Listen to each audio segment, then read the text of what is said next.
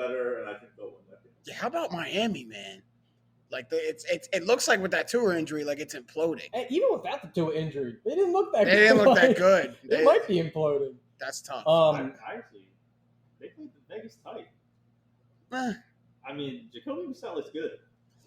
Good isn't the word. Good isn't the word. They were 14-0 early, and then the Raiders remembered how to play football. Yeah. Or we're playing. Let me tell you, by the way, Dolphins were like I think +4, +4.5, and I was sweating. I bet it and was sweating I was just dreading the end of that game because once they kicked the field goal, all you need is the game to end. You need the Dolphins not to go down.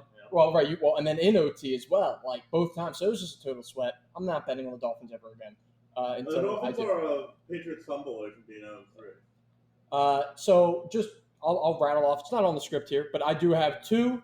And one of them, Matt, hit on the Ravens, like getting one against Denver.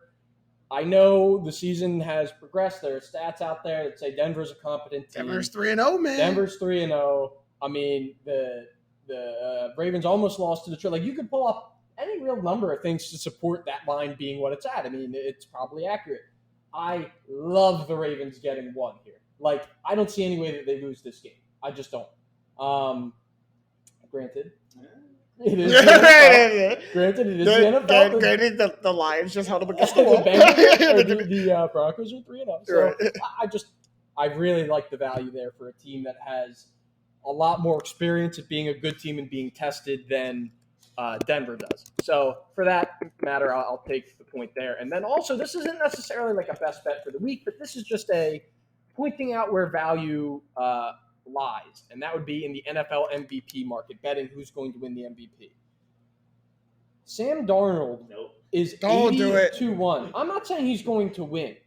A lot of times when you're betting these, future markets, all you're looking to do is like get you could play it that way. You're looking just to get good value, regardless of if you think that it's going to win. Is it, does it happen 1 in 80 times? If the answer is yes, then or if rather, does it happen 2 in every 80 times you run this through? And I think like looking at some people who are close to him on the odds board, he's 80-1. And this is via Action Network. You have Antonio Gibson, who's 80-1. We mentioned no chance of winning the MVP. Zero chance of winning the MVP. Deshaun Watson is 66-1. Like, what are we talking about here? I mean, you look beneath him, and there's guys. Mariota's 100-1. He's the next closest behind him. Like, what are we talking? Like, so, like, you look. Carson Wentz is 200-1. Let me pitch this scenario. We go forward 3 weeks. Christian McCaffrey's been out. The Panthers are still undefeated. What are Sam Darnold's odds then? He's right at the top. He's a top 5 guy. Yeah, he's right he at the has top. to be. There's no way that they win those games without. So, like, I'm not going to sit here and say Sam Darnold. I think he's a really good enough player to win the MVP. It's not really about that. Right. It's more so about, like, they're hanging a number right now, 80-1, where, like, I can afford to be wrong a lot of the time. Burrow at 66-1 is a better long shot. So, okay, that actually, I see Burrow at 100-1 here on Action I'm on Network. Oddshark. So the odds, I will say the odds do vary. I see what it's doing. It's like 5,000 or 50-1 on DraftKings, and then it goes up to like 80-1 on Parks. So like it's just it's very also last tip I'll give, very important to shop around for these type things. Like I said, Joe Burrow 50-1 at one spot, all the way up to 100-1 at another spot. So like that's literally 2 times the money that you're winning if that bet's it.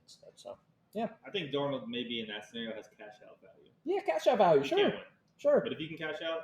Take the odds. Yeah. All right. That's all your bets? That's all the bets. Lock them in. All right. You heard it, man. Into the countdown for today, and we'll start where we always do at number 5.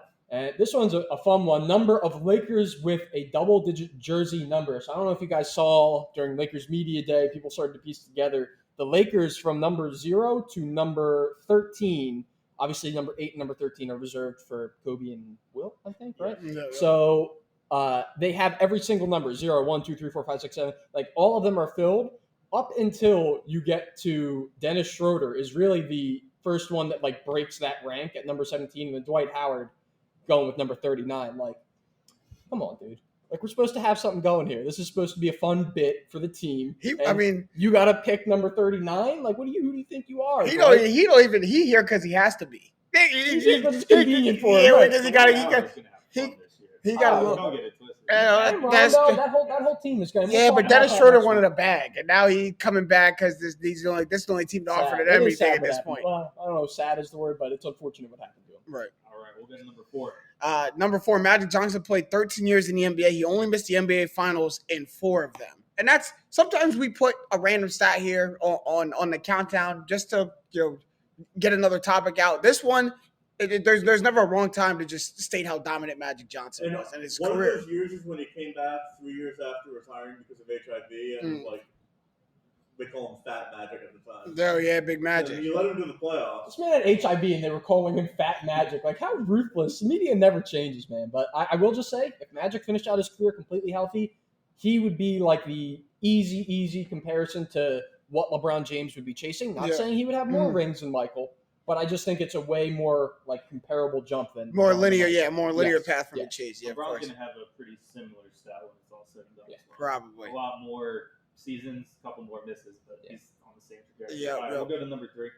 The St. Louis Cardinals, of all teams, have won 17 consecutive games. Yeah. That's the third longest win streak in the MLB since 1954. I actually didn't know that. That is crazy. So you got the Moneyball 80s, right? Is that one of them? And then the Indians in the World Series year. Wow. That's the year after. The year after the World Series year. Yeah. So there's a couple of teams that annoy me in the MLB when they're really good. The Cardinals are one of them. I'm not happy for them. Something rubs me the wrong way about their fans. I don't like fans in baseball. I don't know why. And I love Yadier Molina. I love Adam Wainwright. I love Dapper Pulse when he was there. But you can't be good. You can't win a World Series. You can't go on a 17 game win streak. Them and the Giants when they get really good. I don't know why. I just don't like it. They beat us in the playoffs. Probably back-to-back year. That's probably it. To be honest, that is probably it. Howard's career was over after that. Yeah, that's true. I'll go number 2. The number of teams to blow 35. The number of teams to blow 34 saves in a season. It's the 2004 Rockies and the 2021 Phillies. Have we done this before? Have this not been on the countdown? Probably last year. Why are we a gluttony for punishment on this It's podcast? almost like an art form. Like, it's hard. Like, it's like, you know how hard it is to blow 30 saves in a season? Eliminated from the playoffs on the day they set the record for blown saves. That's what's going to happen. Well, I actually think they're going to get in, but we cannot. It's like, we definitely don't have to dive into that. And we don't have to dive into that. But I said that before they lost to the Braves last night. It's almost like for instance, like if I were to try and pick every NFL game, it would be incredibly impressive if I got every single one correct, 16-0. It's technically just as likely or unlikely, I should say, that I get every single one of them wrong. And that's like what this situation is. It's like you're like skillfully bad. You have to be like selectively bad to get this to happen. You can't you have to be in a scenario to blow the save, and then you have to be bad enough to get continually put in there 30 times. 30 times. Hey, they got a lot of practice last year. I didn't think the bullpen could get worse. Yeah, was actually better, just more games this year. No. Yeah. What? 34? All right, we'll go to number 1. Jesus. Rookie QBs are 1-10 as starters this year, with their only win coming in a rookie versus rookie matchup, that being the Jets versus Patriots game. We talked about it. Like, let's just go back now, quickly reassess. Which quarterback do we think is going to have the best season now? I mean, it doesn't matter because they're all going to have a bad season. They're all having a really bad season. I said Mac Jones, and I'm the only one that's by default. By default, I'm the only one that's right. I think Matt said Justin Fields. You had one horrible start. But that's not his fault. But he's going to have a bad season because they're not going to fire Matt Nagy until the end of the season. It should be malpractice. Whoever sent him out there with Jason Peters versus Myles Garrett, it is malpractice. 1-on-1 should be tried. No. So Dan Orlovsky, please retire. Please. This is embarrassing, honestly. Shout out to Dan. Dan. All-time great lineman. This is not. You don't want to. This is how people are going to remember Johnny you. Unitas on the Chargers or Joe Namath on the Rams. Yeah, this is bad. Shout out to Dan Orlovsky on ESPN. He broke this stat down for us. Justin Fields dropped back 20 times, and they had five lineman coverage, so no help on them 17 of the 20 times. Yeah. So no tight end, no chip block, no running back, just their 5 against our 5, and they have Myles Garrett and Jadeveon Clowney on either side. One of them went against Jason Peters on every snap. It was laughable. There's some you should really look up online, guys. There is one GIF of like a play that Myles Garrett did. It literally looks like a glitch in the Matrix. He's moving so fast. It looks like the video like skips. Like he moves from one place on the path. He has the potential to like supersede Aaron Donald, in my opinion, as the best He's a beast. pass rusher of this era. Yeah, he's a freak. So Mac Jones has the one win. Is that it? Mac Jones. That's crazy because when we did the episode, I remember on the rookie QB. He loaded check tape. Go ahead. Our fact straight at you was 13-41. That's what they were over the past 5 years. 1-10. I didn't know it could get worse. Yeah, we're off to a way worse start here. Yeah. We're off to a way worse start. Before we get into at the buzzer, I got a number 0 to throw in. Oh, okay. Because I heard it today, and I think we already talked about Justin Tucker, but 0 is the number of kicks he's missed in the last minute of regulation in his career. Oh yeah, he's the best. Has never Field missed goals. a field goal. Yeah, that's your point. But has never missed a field goal. It's over 15 attempts. I mean, he might be the best. No, he might be. That's what I need. You can miss an extra point. That's what I need out of my kicker right there. Yeah, go out in the big moments. You got to make them. You got to make them and kicks. Then, like he probably was like 14 for 14 before, and like about to break the stat. Like, oh man, I kicked a 66-yard, and just does it with that too. That was crazy. Sicko. That is nuts. But we're almost out of time for this episode of Straight Facts. As always, we can get a shot at the buzzer. Who got something to put up at the buzzer? I want to tell a story about this soccer team Story time. named Sheriff Tiraspol. Oh, I actually haven't heard about this. Go ahead. It happened They just recently. beat someone. Yeah, so Sheriff Tiraspol won the Moldovan League. Sure. Naturally, yes. Sure, yeah. And then, so that qualifies them for the first qualifying round of the Champions League, which they won. Okay. Then in the second qualifying round, they won. Right. Then in the third qualifying round, they won again. Then in the playoff round, they won again. They became the first Moldovan team to ever make it to the group stage of the Champions League.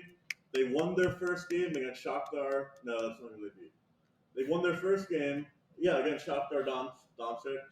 I don't know how to do this. And then yesterday, they scored an 89th minute winner at Real Madrid. So now they're 2-0 in the group. This Moldovan team named Sheriff Tiraspol. And they're lead top of the group. And they just won at the Bernabeu. We love an underdog story, don't we? Do they have an American coach, or is that a different team? I don't know. My roommate was telling me Matt didn't get that far in the article. My He roommate read down that far. was talking about like a Ted Lasso type team. I didn't know if it was them, but that's awesome. That's a great That is underdog awesome. story. That's a great one. Who got a shot at the buzzer? Between all two. You got nothing? Kyle has. Actually, I do have something real quick. He's the first one, by the way. Like, since we started this podcast years ago, he's the first one who's okay coming without it at the buzzer. Like some of us come with one, and then when it gets to this, we like scramble try to find one. Kyle is okay, and I commend it. I admire it. I admire it. Just, hey, I've got that this week.